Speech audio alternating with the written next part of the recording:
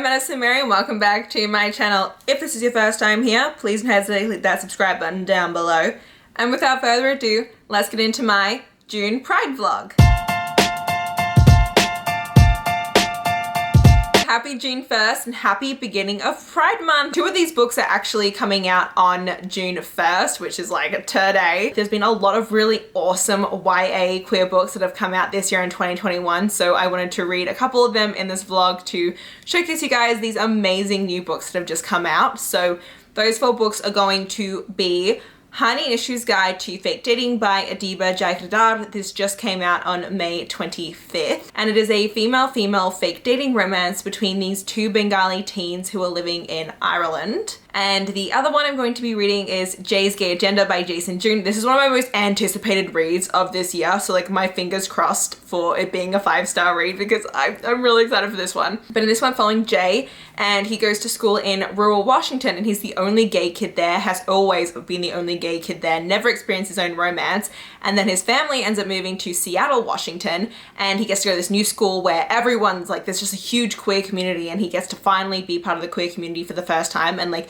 explore being gay and like romances and things like that. So really excited for that one, and it's supposed to be very sex positive. And then the third one I'm getting to is Meet Cute Diary by Emery. This just came out I think in either the beginning of May or the end of April. I'm not sure which one it was. And in Meet Cute Diary, we're following a trans male teen named Noah, and he runs this blog called the Meet Cute Diary. It's a really popular blog where he posts these really cute meet cutes of trans romances. But it turns out that they're actually not true, and he actually makes all the stories up himself. And when a troll comes in and then starts like exposing that the Meet Cute Diary is fake, he panics, and this guy ends up offering to fake date him to like save the diary, and that's what that one's about. And then the last one, which also comes out today, is The Passing Playbook by Isaac Fitzsimons. So we're following Spencer. He has just recently transitioned, and he has also just recently moved schools because when he came out as trans and transitioned at his old school, he was very heavily bullied, so his family moved him to this new private school in Ohio. But he is passing, and so no one actually knows that he's trans. That's all I know about this one. These are like very vague like descriptions of what these books are about. I'm kind of going into them not knowing too much, and I'll give you proper descriptions once I get, 30 to 50% into each of these books. But I'm really excited to read these. I have high hopes for all of them, and I'm super excited to let you know my thoughts on them. Let me know down below what some of your favorite YA queer romances are.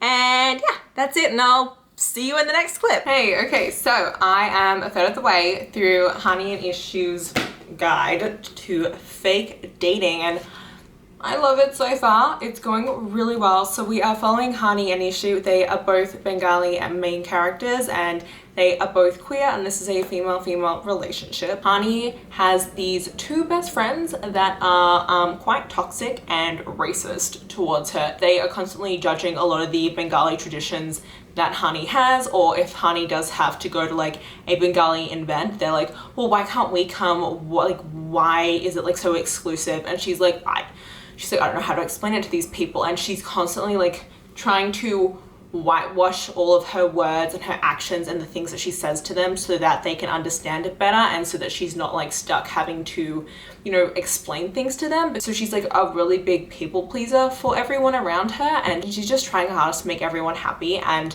then one day she ends up revealing to her friends that, hey, I'm actually bisexual, and her two best friends are like, but how do you know that you're bisexual if you've only been with guys? Like, you haven't even kissed a girl yet. Like, how do you know that? And one of her friends is even like, even I've kissed a girl and I know that I'm not gay. And she's just like, and so she panics and she says, actually, I'm dating a girl, but it's a secret. And they're like, well, then who is it? And she goes, it's Ishu from our school. And they're like, really?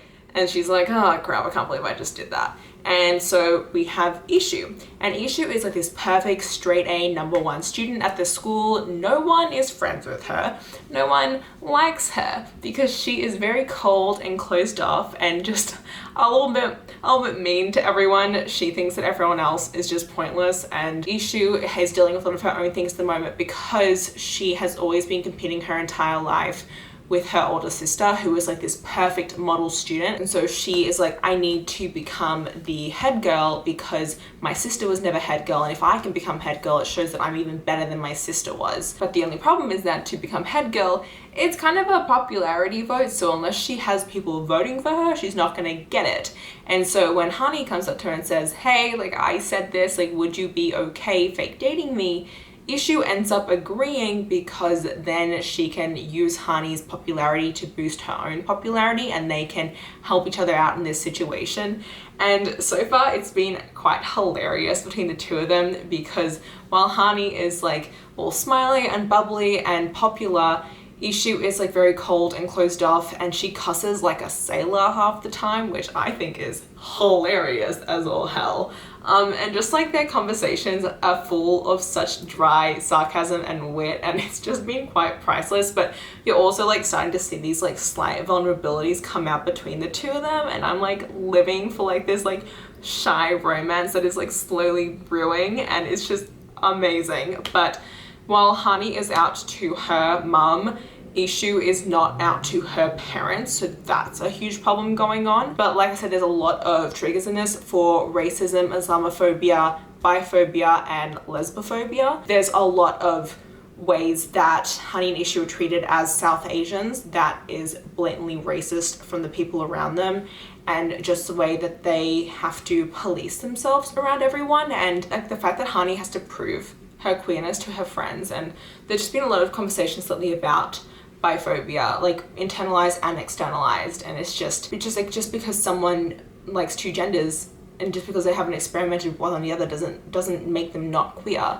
That doesn't erase someone's queerness. If someone says they're queer, they are queer, end of story. Like, they don't have to prove that to you. Like, that's not how this world works.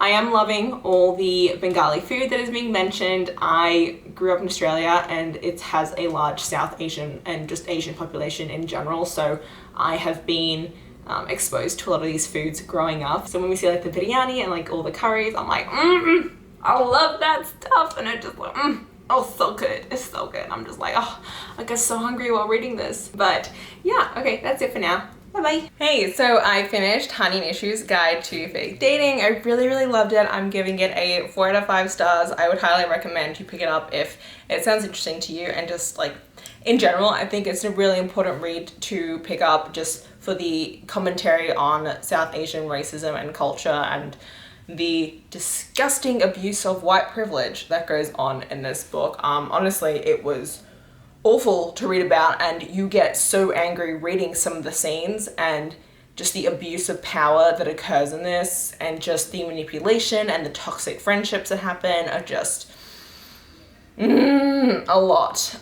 There is a happy ending, but it's also like not a full happy ending, so I actually kind of liked that. Like, it was frustrating, but it worked for the book. But I thought the romance was really cute between Hani and Ishu. I was rooting for them all along, and just kind of seeing how they silly fell for each other, and they were like, oh, I think I might be falling for her, but like, she thinks this is fake. And then the other one was like, I think I'm falling for her, but she thinks this is fake. And I'm like, you're both falling for each other, and you both think the other thinks it's fake, but it's not.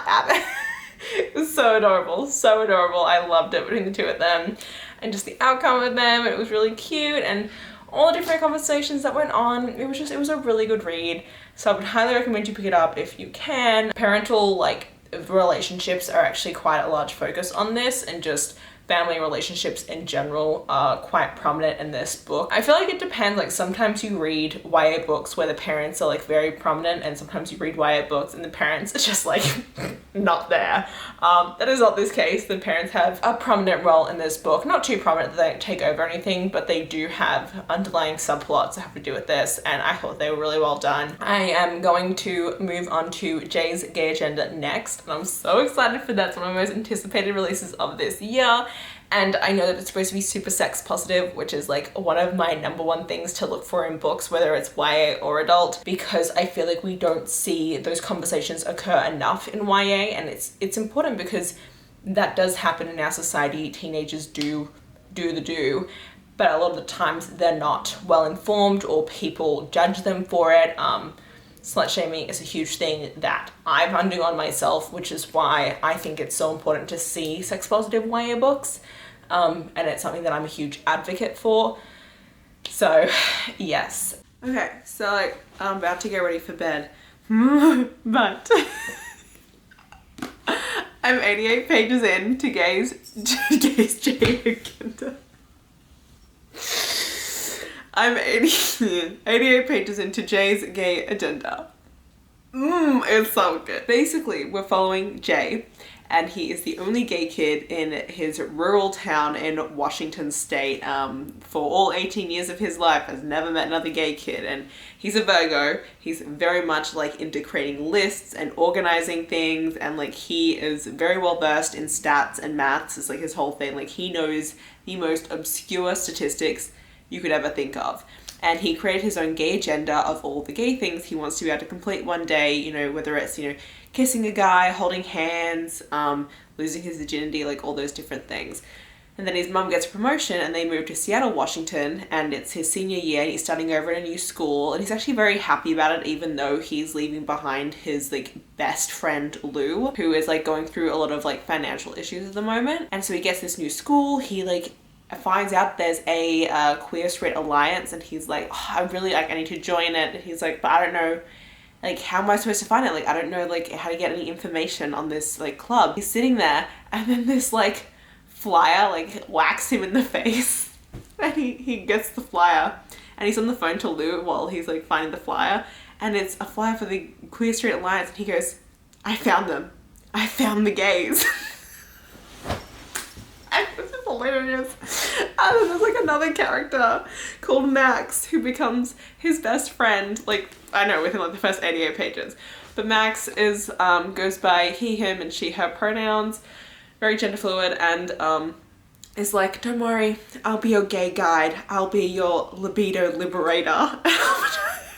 And it, bruh, the comments in this, it is so freaking funny. I am like dead. But he's also met a very cute guy named Albert Huang, and he's like, he's really cute and hot, and he's gay, and they had like a little bit of a meet cute, but like a really awkward meet cute already. And like you can definitely see some like really cute things brewing between them, and it's like adorable. But what the main premise I think this is going to be about is the fact that at his old school there is like this year event, like a homecoming event called the Hoedown, and he always does it with Lou, and the two of them always have the best costumes for it because like, it's supposed to be like a couple's dance. The problem is that that's on October 9th, and the Queer Straight Alliance he's just joined is hosting homecoming for the school, which is also on October 9th. And so he just said, where I left off, he goes, this was the battle of hoes. Homecoming versus Hoedown. So I'm guessing that's what the main conflict is going to be. I'm very, very, very worried for poor Jay. This is not going to end well for him, but I'm digging it. I've laughed like 20 freaking times, and I'm so excited. I'm so excited. And I'll talk to you later. Goodbye. I am in love with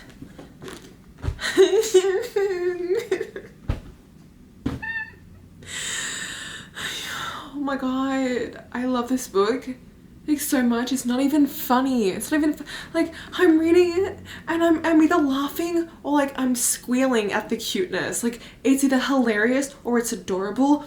There are some serious things that are going on as well, but like I've just been sitting here and I've just been like, amazingness. And like it is sex positive so far. There was actually a conversation that was just had about how, you know, you're allowed to explore your options. You're not tied down unless you're in some sort of like a relationship where you decide that things are exclusive. Like there's nothing wrong with seeing multiple people at one time if it's not, you know, like set and developed. Like that's a totally normal thing, which it is. There is also a part in this where he's like with a guy who's in college and they go to a frat party at Lambda Chi. I've been to Lambda before. I went to a Big Ten school, so sorority frat things are something that I actually tend to avoid in books because sometimes I get like memories. But this was actually really good and very accurate, and I kind of laughed at some of the things that went on, so that was actually a positive, especially when they mentioned an İ़sluge. I was like, I remember those. So that was actually really funny, and it's been really fun so far. They even went to a drag brunch. I love drag brunch, so yeah, that's what I wanted to talk about. I'm loving this book, and I'll probably catch you guys up when I'm done because it was an effort to put this book down to come talk to you. Anyway, I'm gonna go. Hello. So I finished Jay's Gay Gender, and can you guess what I rated it? Yes, that's correct. 5 stars. Wow, you're so smart. Yeah, I loved it. A whole crap ton of a bunch. It had a really great sex positive content in it as it was. There was already, you know, a lot of talk about safe sex, having healthy sexual lives, people who had different sexualities, people who, you know, just explored sex differently as it was very prominent in there. Like, I thought I knew where like the conflict was gonna go. I thought I knew how everything was gonna blow up and go wrong for Jay, but like I thought it was gonna be like here. And it was like here, like it went really, really wrong for him. And I was like, oh, my poor sweet baby bean. Oh, it just went so bad. It went so bad. Oh, I felt so bad for him. Great conclusion to the book. I loved how everything wrapped up. It does wrap up very neatly. It wraps up like really nicely, and I really appreciated that. Really great conversations went down. I love how everyone ended up communicating to one another, and I loved how everyone kind of understood that they made mistakes and the reason why they made said mistakes, and how everyone really talked it out. It was actually really healthy, and so I really applaud that. But I really did love it. Great representation.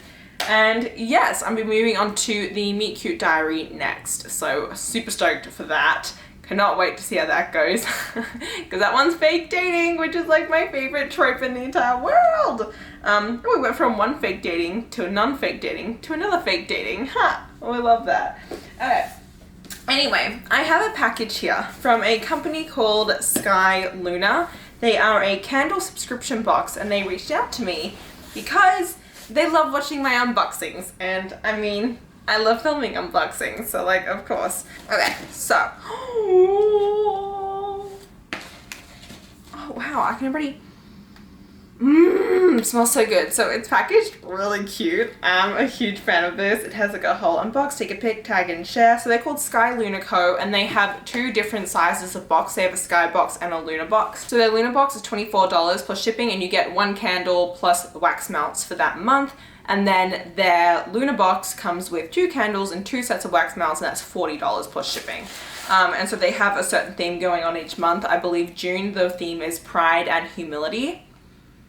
Oh my god, these smell so good, and they're so, oh my god. Like, do you see how pretty this packaging is? I'm guessing these are the wax melts, which are also packaged like super, super beautifully. Like, wow. The best kind of love is the one that is unconditional, one that doesn't need reason or ask anything in return. Oh, and it's a little thank you note specified to me. It says, good luck with your masters, more power and strength to get you to the finish line. Always take care and God bless. I do have a discount code. It's MMPOP10, which is Madison Mary Princess of Paperback. I thought that was kind of smart when I realized what it meant. There is a candle care at the back and a wax melt care as well. And so the theme for the month of May was unconditional. Oh, these are what the fragrances are. I'm cheating here. I don't normally cheat, but let's see. Oh, this smells so good, and it's perfect for this month. I only have my winter candles at the moment, so. I Need a Vacation Ginger and Coconut. Oh, and they're wood wick candles too, which are my favorite. Wood wick candles, when you burn them, they crackle like a fire. So this is what the candle looks like. It's so pretty and just really cute. It's like the ones you would find at like a department store. Okay, and these are the wax melts, and they're the scent I Need a Break, which is white sage and lavender. Delicious. I love lavender as a scent. Oh. Perfect. That goes with the theme so nicely. I Need a Break, and then having lavender as the scent. So the wax melts are like little baby honeycombs, which is really adorable. And then as you can see, that is where it says I Need a Break and the scent. And then Reggie messaged me. These aren't normally in the box, but Reggie included these especially for me. And these are bath salts. So this is Sweet Dreams, which is a good sleep blend. And they are Epsom salts with matcha green tea, chamomile, lavender rose, and calendula, which I'm pretty sure that's the stuff that you use to keep mosquitoes away, which is like quite useful if I say so myself. What? That's so cool. Oh my god, you can, I'm pretty sure you can buy these on their website, just the bath salts separately. And I would highly recommend them because they come in little bath salt tea bags.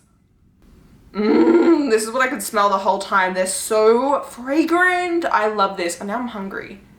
Damn. So here are what the little tea bags look like. And look at that. You would just take a bath and you put that in with you. And then this is where it says like the Sweet Dreams blend thing. But then on the back, it shows you like the different ingredients and what they're good for. Oh, I love this. I'm such a candle like fanatic. So I buy candles all the time, especially as the seasons change. I need to stop smelling this stuff because I'm just getting hungrier and hungrier, especially because this one's coconut.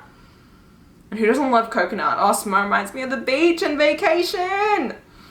Okay, I need to stop. I've got work to do. The moral of this was to tell you to go buy Jay's Gay Agenda ASAP. And if you don't, you're doing yourself a disservice and I'm highly judging you. And also candles.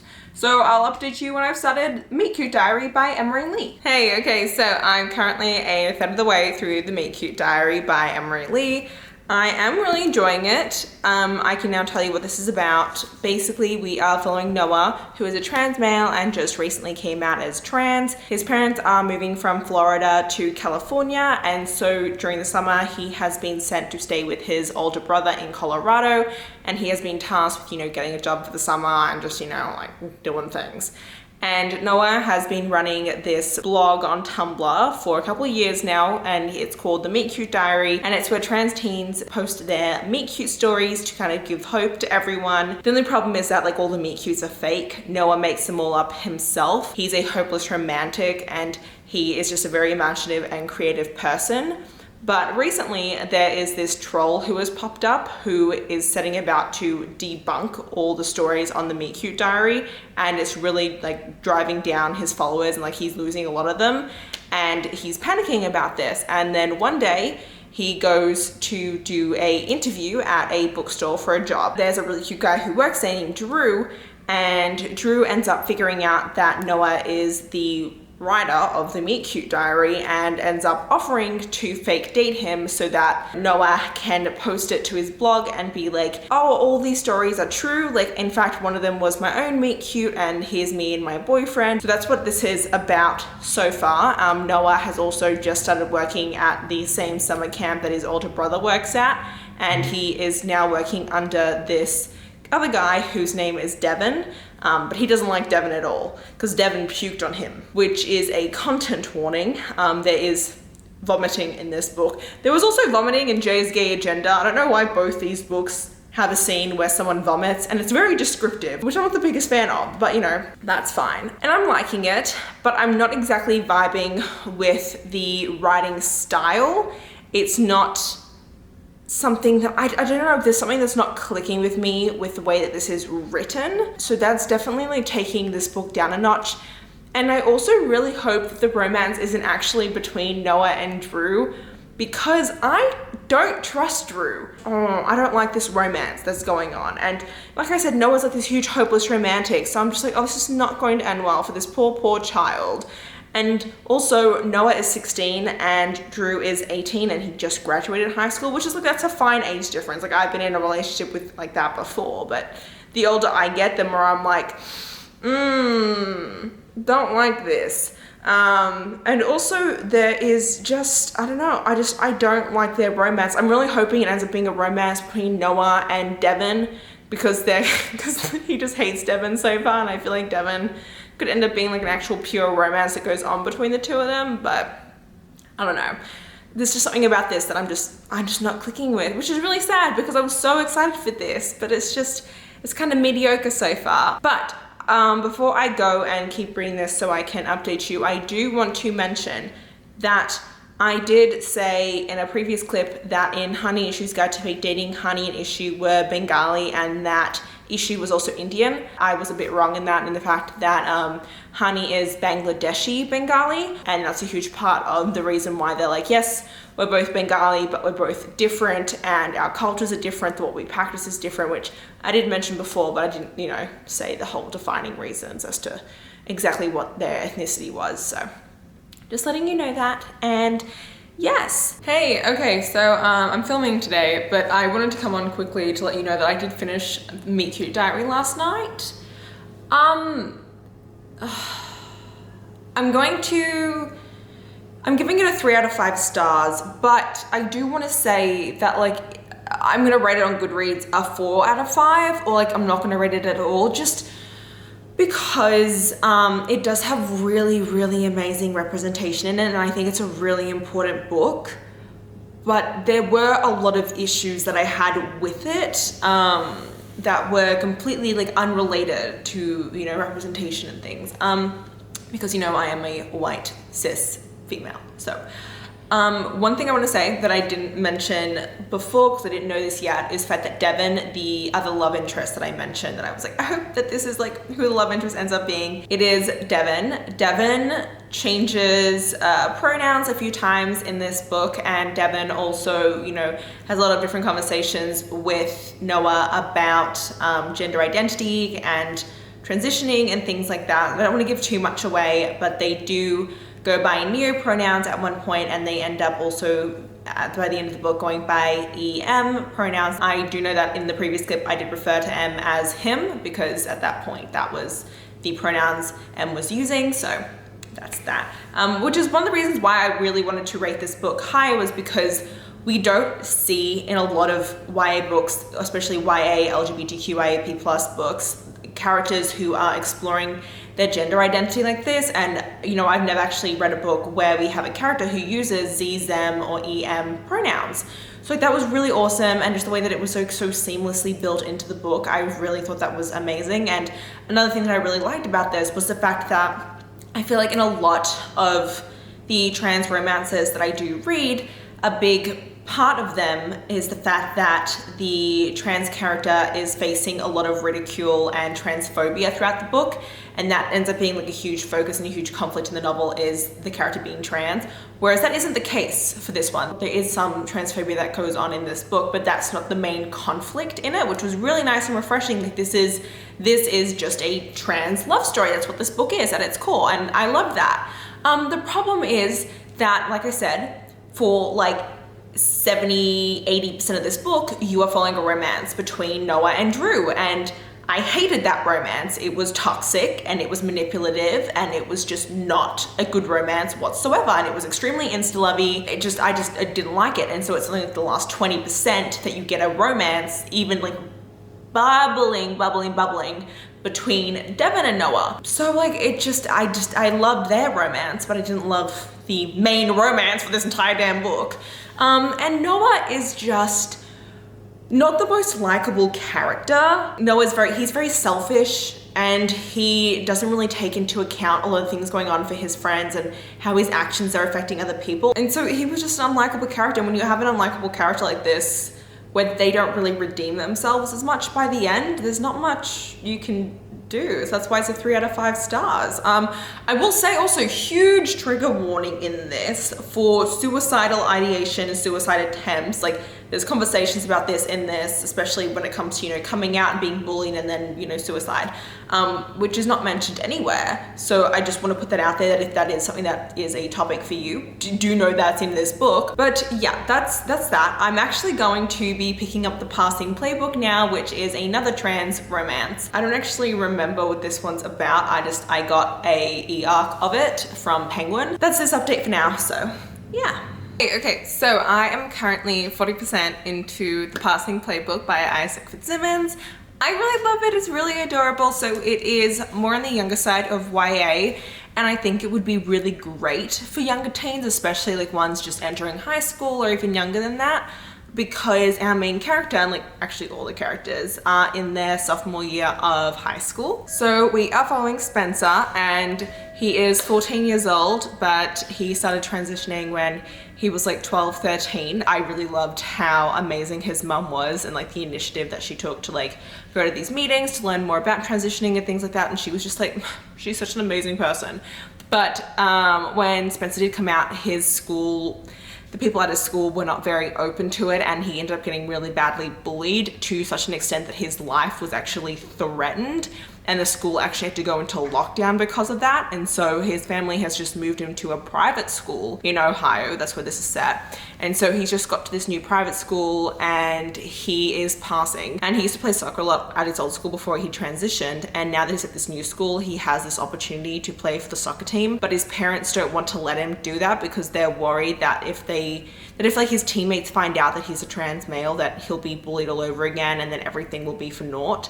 And so his parents say, like, don't do it, like just join a different club. And Spencer says yes, but actually lies to them and does end up joining the soccer team. And that's kind of what this is about. He's also kind of made friends with one of these guys on the soccer team who initially didn't like him, but then they got friends again. And this guy comes from a very religious family, so there's a lot of stress there on Spencer. And I think it's going to be their romance, maybe. I'm not actually sure if there's going to be a full-blown romance even in this. It's very, you know, like I just said, it's on the younger side of YA, so whether or not there will be a romance, I don't know. From the cover, it looks like there probably is going to be, but I don't even care if there isn't. I'm just enjoying the story overall and being with Spencer. It is third person, which is also a bit different. I do want to mention that there's a lot of talk in here about transitioning, especially at a young age, all the different things you go through and kind of different feelings. Being part of the Queer Alliance, they're currently petitioning to put in gender neutral bathrooms. But what's really interesting is the fact that, like, even within the Queer Alliance, there are people who are slightly transphobic within it. And I think that just goes to show that there's a lot of things that go on within the queer community, and especially not every queer person is accepting of every other queer person or understands what they go through. Because, you know, some of the people are like, well, what's the point in getting gender neutral bathrooms if only like 3 people are going to use it in the school? And it's like, well, to those 3 people, it's their right that they get to pee in privacy, that they get to pee where they feel safe. And so that's the thing. And also Spencer's younger brother has autism. He is on the spectrum. We don't really know where, but there is talk about that. And so his younger brother has little struggles at the moment with having just moved schools. And so his parents are very stressed out about that. And there's a lot of great representation in this. Yeah, I'm really loving it. I really hope that it ends up staying at this pace and that it will be a 5-star, because at the moment it is. So fingers crossed for that. I was also really stressed this morning and like about to have a breakdown, and I was just like, you know, I'm gonna sit down, I'm gonna read this book. And I read an extra like 20% this morning. That's how I got to 40%. And I'm feeling a lot better now, so that's really great. And yeah, okay, I'll catch you up later. Goodbye. Because I don't want to forget, just so you know, there's like a lot of soccer jargon in this, and like it's fine, but I never paid any attention to soccer, never have, never will, because I suck at soccer. And so I had this resentment towards the sport, so I never took the time to learn about it. So there are like some things that come up that I'm just like, I have no idea what any of this means. But it's not like I lose anything from the book, not understanding some of the soccer jargon. But yeah, I just wanted to put that out there because, yeah. Hi! Okay, so I finished it. Wow, I did not read this all one day. I read 35% last night, and then I read the rest of it today because I had a stressful last couple of days and it was stressed today, and this was like the perfect book to read to just kind of like completely immerse myself in, and it just really made my mood a lot better, and I loved it so much. It is a really positive book, and a lot of the people around Spencer really support him in, you know, the fact that he is a trans male, and you know, they're very accepting of him, and that isn't something that a lot of people have when they do come out as trans, and that is something that is mentioned in this book, is how fortunate Spencer is to have all these people around him that love him and support him and stand up for him. And I really just love Spencer's journey throughout this, with coming out to everyone and taking a stand, with, you know, the fact that his birth certificate still says female on it, and how that plays a whole role in him playing soccer and like nationals and stuff. There's just a lot of different conversations going on with this, and I thought it was really great. There's actually one line that hang on, the only thing when you read ARCs is that when you highlight like Kindle notes, like it doesn't actually save as Kindle notes, which is just like so annoying. But there was this one line that said, oh yeah, being passive is going against progress. And I think that's something that like so many people, it's the same idea as like the bystander effect. Like if you're not helping something, if you're just standing by and just letting things go on around you, you're not doing anything. Being passive is not helping progress. And that's such a true thing. Like unless you were there as like an active vocal ally, you're still part of the problem, letting things just pass on. And I really love how that was like a big message in this book. And I loved the different conversations, and I loved, oh my God, Spencer's relationship with his younger brother, Theo. was like the cutest thing in the entire world in this book. And like I just loved how there was such like a presence of like familial and parental figures in this book, and familial and parental figures, that makes no sense. Just like adult figures in this book and how they played a huge role in this. Oh, I was wrong. Spencer's 15. He's 15. I thought he was 14, which 15 is a lot older than 14 in my mind. And that makes so much more sense because I was thinking earlier and I was like, I was 15 turning 16 when I was a sophomore. This doesn't make any sense. And then I realized I had his entire age incorrect. He transitioned when he was 13. That's part of this and I really loved it. I gave it a 5 stars, 100% of 5 stars. And I think this is like a really great book for younger teens to read, just because, I mean, you do get some of these books that are a bit more geared towards like an older audience, not even just in the fact that like the wording that they use, and like I would not recommend Jay's Gay Agenda to people who are like 13 years old because it's like descriptive, but this is definitely like one that I would recommend to younger students because it's more so about Spencer and Spencer's progress in this book and his journey, rather than like this mild romantic subplot that goes on, which I appreciate. Like I don't always love my contemporaries to be completely romance focused. Like I do enjoy having books that have just it as a subplot. Yeah, that's what I want to say. I cannot wait to see what all these authors put out next. Apart from Adiba, these were all debut authors as well. So that was really great, and I'm so excited for them to all come out with their next books later on. I know some of them already have books slated for 2022, so that's really exciting. Oh, I do also want to mention that one of my favorite books of 2020 was Stay Gold by Tobly McSmith. And Tobly is coming out with a second book this September called Act Cool. So I'm really, really excited for that. I was just approved for an e-arc of it, and it's like one of my most anticipated books of this year because I love to Stay Gold. Okay. Anyway, that's it for this video. Oh, hi. I didn't know you were in this clip. Come say hello to everyone. No one ever meets you. This is my family dog. His name is Bosco. He never really appears in any videos because he's not like my pet. Are you really just gonna stick? Can you come say hello? Come. Yes, hello. He's 6 years old. Okay, now he's not even gonna come to the clip. But yeah, that is it for this video. I really hope you did. Okay, he is just gonna sit here like this instead because this is just what he does. He's a big galumfa, a gigantic teddy bear. But yeah, that's it for this video. I hope you did enjoy it. If you did, please click the like button down below. If you want to see more of me, please go to my channel. And until next time, thanks a bunch, everyone. See ya.